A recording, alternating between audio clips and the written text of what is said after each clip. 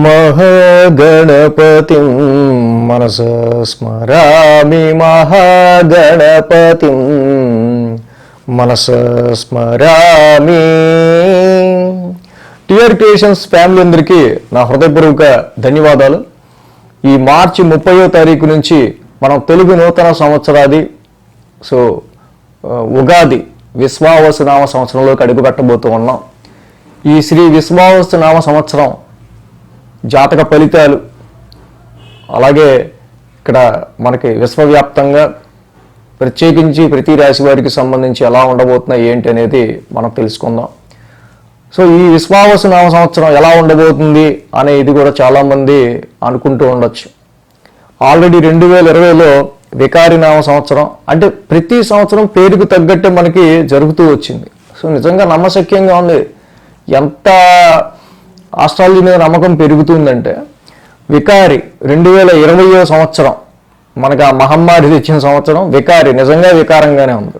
ఆ తర్వాత 2021 ఇక అటు ఇటు ఎదుగు బొదుగు లేక ఇక్కడ మనకి వికారి తర్వాత శార్వరి నామ సంవత్సరం 2021. శార్వరి అంటేనే చీకటి, అది కూడా చీకటే మిగిల్చింది. తర్వాత ప్లవనామ సంవత్సరం ఇంకా 2022. ప్లవము అంటేనే కోతి, అంటే అటు ఇటుగా కొంచెం ముందంజ కొంచెం వెనకంజ అప్పుడప్పుడే కోలుకుంటూ. ఆ తర్వాత 23, 24 మనం చూస్తే ఇక్కడ 22, 23 చూస్తే శుభకృతు శోభకృతు. శుభకృతు శోభకృతు కొద్దో గొప్ప మనం నెమ్మదిగా కోలుకుంటూ ఈ 2 సంవత్సరాల్లో 22, 23 సంవత్సరాల్లో ఆ శోభకృతి కూడా శోభాయమానంగా ఉంటుందని చెప్పుకున్నాం. అలాగే శ్రీరాములు వారి ప్రాణప్రతిష్ఠ జరగడం శోభాయమానంగా చక్కగా ఆ సంవత్సరం కూడా చాలా వరకు కూడా ఆ పేరుకు తగ్గట్టు శోభకృతి నామ సంవత్సరం పేరుకు తగ్గట్టు జరిగింది. అలాగే ఇప్పుడు గతించిన సంవత్సరం అయిపోయిన సంవత్సరం 2024 క్రోధినామ సంవత్సరం ఇప్పుడు మనకు అయిపోతూ ఉన్నది. చూసాం ఎంత క్రోధమో. ఈ క్రోధినామ సంవత్సరంలో చాలా కోపావేశాలు ఎక్కువగా ఉంటాయి అని చెప్పుకున్నట్టే క్రోధినామ సంవత్సరంలో ఇక్కడ మనకి చూస్తే పరిస్థితులు చుట్టుపక్కల ఎలా చూసినా కూడా ఈ క్రోధినామ సంవత్సరంలో అటు ప్రతిపక్షాలు కావచ్చు, అధికార పక్షాలు కావచ్చు, వీటి మధ్య జరిగే విషయాలు కావచ్చు, అలాగే కోపావేశాలతోనే ఈ యొక్క సంవత్సరం కూడా చాలా వరకు కూడా హార్ష్గా నడవటం మనం గమనించాం. ఇప్పుడు ఇది శ్రీ విశ్వావసు నామ సంవత్సరం. విశ్వావసు నామ సంవత్సరం అంటేనే విశ్వానికి సంబంధించినది, సమృద్ధిని కలుగజేసేది. ఈ విశ్వావసు నామ సంవత్సరంలో పుట్టిన ప్రతి ఒక్కళ్ళు కూడా సమృద్ధిగా ఉంటారు అనేది సూక్తి జనరల్గా. కాబట్టి తప్పకుండా క్రోధినామ సంవత్సరంలో ఏదైతే కోపావేశాలతో కూడిన సంవత్సరంగా మనం దాన్ని పరిగణించుకున్నామో, అలాగే హార్ష్గా జరిగిందో ఈ సంవత్సరం అంతా, ఈ విశ్వావసు నామ సంవత్సరంలో తప్పకుండా అందరికీ కూడా సమృద్ధి కలిగించాలని ఆ పేరుకు తగ్గట్టే మనం కూడా కోరుకుందాం. కలిగిస్తుందనే అనుకుంటున్నా. ఎందుకంటే ఇక్కడ పోయిన క్రోధినామ సంవత్సరంలో కుజవక్రం, కుజస్తంభన, గురువక్రం, శనివక్రం, బుధవక్రం, శుక్రవక్రం, అన్ని గ్రహాలు వక్రమే. 1 నెల ఉండాల్సిన శుక్రుడు 4 నెలలు, 1 నెల ఉండాల్సిన కుజుడు 6 నెలలు, ఇక్కడ గురు శనుల వక్రం ఇటు ఉంటుంది. బుధుడు కూడా 2 సార్లు వక్రించి 20 రోజులు ఉండాల్సిన బుధుడు 60 రోజులు ఉండటం. ఈ విధంగా ముందడుగు పడకపోవటం, ఎక్కువగా ముందడుగు పడకపోవటం, అంతా కూడా వెనకడుగే ఉండటం, అన్ని పనులు స్తబ్దుగా ఉండటం మనం గమనించి ఉండొచ్చు. ఈ విశ్వావసు నామ సంవత్సరంలో గ్రహాల వక్రాలు తక్కువ. గురు శనులు జనరల్గా వక్రిస్తారు, కానీ కుజస్తంభం లేదు, శుక్రుడు కూడా స్తంభించడు. ఆల్రెడీ ఇక్కడ మనకి ఫిబ్రవరిలోనే ఆయన ఇక్కడ మార్చిలోనే ఆయన వక్రిస్తున్నారు కాబట్టి ఇంకా సంవత్సరం దాకా తిరిగి వక్రించారు. కాబట్టి మేజర్గా గ్రహ వక్రాలు అయితే చాలా వరకు ఈ సంవత్సరం లేవనే చెప్పాలి. తప్పకుండా అందుకు ముందడుగు పడే ఆస్కారాలే, గ్రహ వక్రాలు తక్కువగా ఉన్నాయి కాబట్టి ఇక ఫార్వర్డ్ మోషన్సే, ముందుకు వెళ్ళే పరిస్థితులే ఈ సంవత్సరం మనకి ఎక్కువగా కనిపిస్తున్నాయి. కాబట్టి విశ్వావసు నామ సంవత్సరం అన్ని రంగాల వారికి మంచి చేస్తూ సమృద్ధిని కలిగించాలని మనం కోరుకుందాం. అలాగే అసలు ఈ యొక్క ఉగాది ప్రాశస్యాన్ని మనం తీసుకుంటే అసలు ఏంటి విశ్వావసు నామ సంవత్సరం అని మనం తెలుసుకున్నట్టయితే కనుక ఇది ఒక పురాణ గాథ. నారదుడికి నా అంత విష్ణు భక్తుడు ఎవరూ లేరు అనే చాలా ఒక రకమైన భావన ఉండేది. ఆ తర్వాత శ్రీమన్నారాయణుడే నువ్వు అంత భక్తుడువా, అయితే నిన్ను పరీక్షిస్తానని చెప్పి నారదుడు ఒకరోజు నదిలో నీరు తాగుతుండగా స్త్రీగా మార్చటం. ఆ తర్వాత ఆ నారదుడు గతాన్ని మర్చిపోయి ఒక ఋషితో వివాహం ఆడడం. ఆ ఋషికి నారదుడికి పుట్టిన సంతానమే 60 ప్రభవ, విభవ, ప్రమోదూత, ఇలాగా 60 పిల్లలు నారదుడికి పుట్టడం. ఆ తర్వాత నారదుడు ఉన్న ఆ యొక్క ప్రదేశానికి వరదలు రావటం, అక్కడ సంతానము వీరంతా కూడా వరదల్లో కొట్టుకుపోవటం. నారదు ఆ యొక్క ఈతి బాధను భరించలేక తాను కూడా తనువు చాలించాలనుకున్నప్పుడు శ్రీమన్నారాయణుడు ప్రత్యక్షమే, చూడు నారద, నీకంటే విష్ణు భక్తుడు లేడన్నావు, కానీ ఇలాంటి భవసాగరాలు వచ్చినప్పుడు, ఈతి బాధలు వచ్చినప్పుడు, అప్పుడు కూడా నువ్వు దేవుని పాదాలని మనం పట్టుకుని ప్రార్థించి నీ యొక్క భక్తిని చాటుకున్నట్టయితే అప్పుడే నిజమైన నువ్వు విష్ణు భక్తుడివి అని చెప్పి నారదుడికి ఆయన చెప్పగా ఆయన కూడా ఆయన యొక్క ఆ శ్రీమన్నారాయణ యొక్క పరీక్షకి ఆయన కూడా నిజమే కదా అనుకొని మరి ఈ యొక్క సంతానం కలిగిన సంతానానికి మరి సార్థకత ఏమిటి నారాయణ అని అడగగా, నీ యొక్క పిల్లలు ఎవరైతే ఉన్నారో ఈ 60 మంది సంతానం కూడా కాలగమనంలో వారు తెలుగు సంవత్సరాది పేర్లుగా ఈ కాలగమనంలో కీర్తించబడతారని విష్ణుమూర్తి నారదుడికి వరమిస్తారు.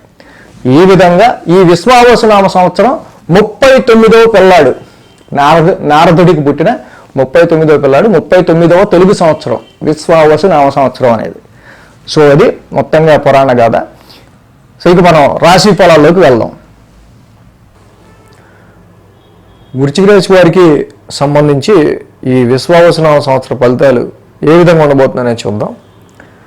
వృశ్చిక రాశి అంటే విశాఖ నక్షత్రం 4వ పాదం, అనురాధ 1, 2, 3, 4 పాదాలు, జ్యేష్ఠ 1, 2, 3, 4 పాదాలు కలిపి ఇక్కడ మనం వృశ్చిక రాశి కింద చెప్పుకుంటాం.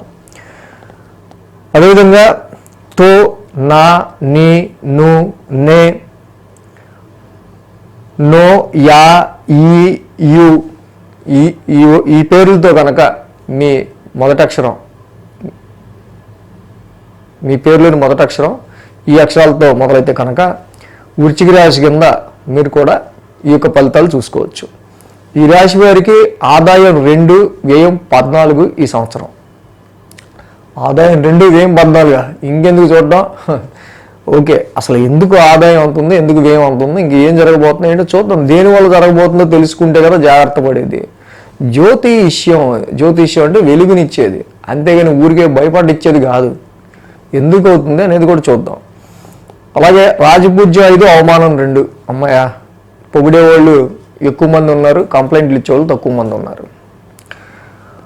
అయితే ఎందుకు ఆదాయం 2, వ్యయం 14 డిస్కస్ చేసుకుంటే, ఈ రాశి వాళ్ళకి మే 15వ తారీఖు నుంచి కూడా గురువు గారు 7వ స్థానం నుంచి 8వ స్థానంలోకి ఎంటర్ అవుతున్నారు. ఏదైతే గురువు గారి 8వ స్థానం సంచారం ఉంటుందో జనరల్గా ఈ దుస్థానాల్లో అంటే కాలగతిలో ఒక శుభస్థానం, ఒక దుస్థానం, ఒక శుభస్థానం, ఒక పాపస్థానం, ఒక శుభస్థానం, ఒక దుస్థానం, ఇలాగా ట్రాన్సిట్ వెళ్తూనే ఉంటుంది. ఒక అప్ అండ్ డౌన్ లైఫ్లో కామన్గా జరుగుతూ ఉంటుంది. అలాగే 8th హౌస్ అనేది ఏంటి, యాంగ్జైటీస్, ఏదో ఒక తెలియని విషయం, రీసెర్చ్ ఓరియంటెడ్, మళ్ళీ మర్చిపోతానేమో ఫీల్డ్స్లో ఉన్న వాళ్ళకి, అంటే ఎవరైతే డిటెక్టివ్స్, ఇంటెలిజెన్స్ డిపార్ట్మెంట్స్, సీక్రెసీ డిపార్ట్మెంట్స్లో వర్క్ చేస్తారో అండ్ ఈ యొక్క రీసెర్చ్ ఫీల్డ్స్లో మెడిసిన్, ఈ రీసెర్చ్ ఫీల్డ్స్లో ఎవరైతే ఉంటారో, డ్రగ్స్ తయారు చేయటం, ఫార్మా కంపెనీస్, వీటికి సంబంధించి సైంటిస్ట్ ఎవరైతే ఉంటారో వీళ్ళందరికీ కూడా మంచి నాలెడ్జ్, ఇంకా డీప్ నాలెడ్జ్ రావడానికి సంబంధించి మంచి సమయం. ఈ ఫీల్డ్లో ఉన్న వాళ్ళందరూ రీసెర్చ్ అండ్ అనాలిసిస్ వింగ్ ఏవైతే ఉంటాయో గూఢచార సంస్థలకు సంబంధించినవి, ఈ ఫీల్డ్స్లో ఉన్న వాళ్ళకి చాలా బాగుంటుంది. అష్టమంలో ఉన్న గురుడు లాంగ్ రన్గా ఎనీ హెల్త్ ఇష్యూ మీ ఒంట్లో దాగుంటే దాన్ని తీసి బయటేస్తాడు. సో అలాగే 8th హౌస్ అనేది కొంతవరకు మనిషినోడు ఎప్పుడు ఏం కావాలి, నా టెన్షన్లు వద్దురాబోయే, చక్కగా ప్రశాంతంగా రోజు ఆఫీస్కి వెళ్ళాలి, రావాలి, హాయిగా వీకెండ్స్ ఏమన్నా ఉంటే బయట ఏదన్నా మనం ఫ్యామిలీని తీసుకొని చక్కగా అలా వాళ్ళకి సంతోషకరంగా వాళ్ళని ఏదో సంతోషపెట్టడానికి ఏదైనా చెయ్యాలి అన్నట్టు ఉంటుంది. అంత జాలీగా వెళ్ళిపోతే బాగుంటుంది. కానీ 8th హౌస్ ఆఫ్ సమ్ ఇక్కడ ప్రతిదీ కూడా ఏమవుతుందో అనే ఒక రకమైన టెన్షన్ ఇవి ఉంటాయి చూసారా, క్వశ్చన్ మార్క్ ఇవి, అలాంటివి 8th హౌస్ అనమాట. సో ఎక్స్పాన్షన్ ప్లానెట్ ఎప్పుడైతే 8th హౌస్లో వస్తాడో చెడే ఉంటుందా అంటే ఈయన ఫస్ట్ సువర్ణమూర్తిగా అడుగుపెట్టాడు 8th హౌస్లోకి. ఫస్ట్ మూర్తిత్వం చెప్పుకుందాం. సువర్ణమూర్తిగా అడుగుపెట్టాడు కాబట్టి ఈ సందర్భంలో వారసత్వ ఆస్తులు ఏదైనా ఉంటే కనుక వారసత్వ ఆస్తులు అది ఇక్కడ మీకు డిస్పోజ్ అవడానికి, వారసత్వ ఆస్తుల డిస్ట్రిబ్యూషన్కి, దాని త్రూ మీకు వెల్త్ రావడానికి బాగుంటుంది. అలాగే ఎక్స్పాన్షన్ ప్లానెట్ గురుడు ఎప్పుడైతే 8th హౌస్లో ఉన్నాడో joint accounts, other sources of income వీటికి సంబంధించిన విషయాల్లో కూడా మీకు మంచి చేస్తాడు. బట్ ఇక్కడ career wise, professional wise, education wise ఏదో ఒక తెలియని టెన్స్ని, యాంగ్జైటీని మాత్రం గురుడు కలుగు చేస్తాడు ఇక్కడ. సో దానివల్ల వృశ్చిక రాశి వాళ్ళకి ఫస్ట్ ఇయర్ స్టార్టింగే ఆరోగ్యానికి సంబంధించిన విషయాల్లో ఏమన్నా లోపాలు ఉంటే బయట పెట్టి వాటిని క్యూర్ చేసి మిమ్మల్ని మళ్ళీ మంచి హెల్తీగా తయారు చేసి వెళ్తాడు. ఏంది హెల్త్ ఇష్యూ వచ్చింది నాకు అంటే అది మంచిగా చెడంటే ఏం చెప్తాం. కాబట్టి ఇక్కడ ఈ విధమైన అప్ అండ్ డౌన్స్ అనేవి ఉంటాయి. కాబట్టి జనరల్గా వృశ్చిక రాశి వాళ్ళకి ఈ 8th హౌస్లో గురుడి యొక్క సంచారం, పంచమ స్థానంలో శని అంతా కూడా రజతమూర్తిగా పంచమ స్థానంలో ఆయన సంచారంలో ఉంటున్నారు. అలాగే రాహుకేతువులు కూడా మే 18 నుంచి కూడా ఇద్దరు దశమ స్థానంలోను, ఇటు చతుర్థ స్థానంలో, చతుర్థంలో రాహువు, దశమంలో కేతువు. సో ఇద్దరు కూడా తామ్రమూర్తులుగా ఉంటూ ఉన్నారు. సో ఇక్కడ ఉద్యోగాల్లో మార్పులు, ఉద్యోగాల్లో కొంచెం స్థాన భ్రంశాలు కానీ, స్థాన చలనాలు కానీ, ఉద్యోగాల మార్పులు కానీ ఈ సంవత్సరం వృశ్చిక రాశి వారికి కొంచెం కనిపిస్తున్నాయి. ఈ మార్పుల వల్ల కూడా అష్టమంలో గురుడు ఉంటే మనం సమ్ టెన్స్, యాంగ్జైటీ అని చెప్పుకున్నాం చూసారా, అలాంటివేవో కొంచెం కలుగుతూ ఉండే ఆస్కారాలు ఉండే అవకాశం ఉంది. సో కాబట్టి ఈ రాశి వాళ్ళకి మెయిన్గా ఏంటంటే సంతానపరమైన విషయాల్లోనూ, సంతానానికి సంబంధించిన విషయాల్లో కానీ, అండ్ లవ్ లైఫ్కి సంబంధించిన విషయాల్లో కానీ, ధనానికి సంబంధించిన విషయాల్లో కానీ కొన్నిసార్లు అన్ఎక్స్పెక్టెడ్గా సడన్ అప్ అండ్ డౌన్స్ అనేవి వచ్చే ఆస్కారాలు ఉంటాయి. కాబట్టి సంతానపరంగా, సంతానానికి సంబంధించిన హెల్త్ కావచ్చు, వాళ్ళ ఎడ్యుకేషన్కి సంబంధించి కావచ్చు, క్యారింగ్ సంతానం గురించి చూసేవాళ్ళు కావచ్చు, సో ప్రత్యేక దృష్టి ఈ సంవత్సరం అవసరం. సో కాబట్టి ఇక్కడ చాలా వరకు ఎన్నో ఎక్స్పెక్టేషన్స్ పెట్టుకుంటారు ఈ రాశి వాళ్ళు. మేజర్గా ఏంటంటే శని పక్కన ఆయనేమో మరి పంచమ స్థానంలో ఉన్నారు, అన్ని డిలే. ఆయనేమో గురుడేమో అష్టమ స్థానంలో ఉన్నారు. పెట్టుకున్న ఎక్స్పెక్టేషన్స్ ఇప్పటికిప్పుడు అవ్వాలి అనేది మాత్రం మీరు పెట్టుకోకుండా కొంచెం లాంగ్ రన్గా ఎక్స్పెక్టేషన్స్ పెట్టుకుని ఈ మంత్కి ఈ మంత్, ఈ నెలకి ఈ నెల, ఈ వారానికి ఈ వారం అని పెట్టుకునే ఎక్స్పెక్టేషన్స్ డిలే అవుతూ ఉంటాయి. దానివల్ల పిచ్చెక్కిపోతుంది. ఎందుకంటే పంచమ స్థానంలో శని ఉన్నారు. సో కాబట్టి ఎనీ ఎక్స్పెక్టేషన్, శాలరీ హైక్ కావచ్చు, ఇంక్రిమెంట్ కావచ్చు, మీరు చూపించే క్రియేటివిటీలో, మీ పనితనంలో కూడా, మీ వర్క్ ప్రోగ్రెస్లో కూడా నెమ్మదిగానే ప్రోగ్రెస్ ఉంటుంది ఈ సంవత్సరం. సో దానివల్లే కొంచెం ఏంటి కుంటుపడింది నా వర్క్ ప్రోగ్రెస్ అనుకున్నట్టు ఉంటుంది. But nothing to worry. ఎప్పుడైతే అక్టోబర్, నవంబర్ నెలల్లో గురుడు మళ్ళీ అతిచారంతో భాగ్యస్థానాలకు వస్తాడో మళ్ళీ వెంటనే మళ్ళీ అక్కడ చేంజ్ అయిపోద్ది. అప్పటి వరకు ఉద్యోగరీత్యా కానీ, ఆరోగ్యరీత్యా కానీ ఏమైనా పడుతున్నా, ఏమైనా ఉన్నా, ఫారెన్ సెటిల్మెంట్స్ కోసం, ఫారెన్ ట్రావెల్స్ కోసం ట్రై చేస్తున్నా, అక్టోబర్, నవంబర్ మాసాల్లో గురుడు అతిచారంతో భాగ్యంలోకి రాగానే ఒక్కసారిగా మళ్ళీ ఆ ఉద్యోగంలో కానీ అన్నిట్లో కూడా మార్పులు రావటం, చాలా వరకు హెడేక్స్, టెన్షన్స్ తగ్గడం అక్టోబర్, నవంబర్ సమయానికి మనం గమనించవచ్చు. సో ఇక్కడ రాహు మాత్రం చతుర్థ స్థానంలో గృహాలు, ఇల్లు ఏమైనా తీసుకునేటప్పుడు, వాహనాలు ఏమైనా కొనేటప్పుడు, సేల్స్ అండ్ పర్చేజెస్, మీ స్థలాలు కానీ, ఇల్లు కానీ కొనుగోలు, అమ్మకాలు చేసే ప్రక్రియలో కూడా చాలా జాగ్రత్తగా డెసిషన్స్ తీసుకోవాల్సిన అవసరం 100% ఉంది. అర్ధాష్టమంలో రాహు ఉన్నాడు, అష్టమంలో గురుడు ఉన్నాడు. కాబట్టి అన్నెసరీగా కూడా తక్కువగానో లేకపోతే ఉన్నది ఎక్కువ కొనడమో ఇలాంటివి జరుగుతుంటాయి. సో ఆ ఇంటి గురించి, దాని పూర్వాపరాల గురించి, తీసుకునే ప్రాపర్టీ గురించి సరైన అవగాహన లేకుండా ఇటువంటి దానిలో కూడా డెసిషన్ తీసుకోకూడదు ఈ సంవత్సరం. సో ఈ విధంగా రాహు పక్క అర్ధాష్టమంలో, కేతు ఒక పక్క దశమంలో జాబ్ చేంజ్ చేసింది. గురుడు అష్టమ స్థానంలో ఈ రకమైన కొన్ని సడన్ మార్పులు చేర్పుల్ని క్రియేట్ చేసుకుంటూ వెళ్తాడు. అటు ఉద్యోగంలో అయినా, వ్యాపారంలో అయినా, మ్యారిటల్ లైఫ్లో అయినా, దేనిలో అయినా. అలాగే శని పంచమ స్థానంలో ఉంటున్నారు కాబట్టి మీరు పెట్టుకునే ఎనీ ఎక్స్పెక్టేషన్ అప్పటికప్పుడు అవ్వాలని మాత్రం అనుకోకుండా సంతానానికి సంబంధించి ట్రై చేసే వాళ్ళకి కొంచెం నెమ్మదిగా రిజల్ట్స్ ఇచ్చే ఆస్కారాలు ఉంటాయి. ఎడ్యుకేషన్లో కూడా పిల్లలు ఈ సంవత్సరం కొంచెం వాళ్ళ యొక్క మైండ్ సబ్జెక్ట్ని అర్థం చేసుకునే విషయంలో కూడా కొంచెం మందగా ఉండడం అనేది ఉంటుంది వాళ్ళ బుర్రలో. సో ఈ విధంగా వృశ్చిక రాశి వాళ్ళకి జనరల్ రిజల్ట్స్ అనేవి ఉంటూ ఉన్నాయి ఈ సంవత్సరం. కాబట్టి ఇక్కడ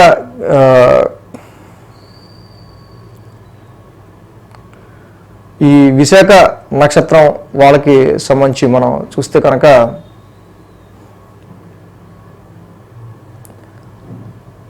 ఈ సంవత్సరం వీళ్ళకి ఇన్హెరిటెన్స్ వారసత్వ ఆస్తులు అండ్ ఇవైతే ఉన్నాయో పూర్వీకుల ఆస్తులకి సంబంధించి కావచ్చు, హిడెన్ వెల్త్కి సంబంధించిన విషయాల్లో, అదర్ సోర్సెస్ ఆఫ్ ఇన్కమ్కి సంబంధించిన విషయాల్లో విశాఖ నక్షత్రం వాళ్ళకి పాజిటివ్ రిజల్ట్స్ బాగున్నాయి.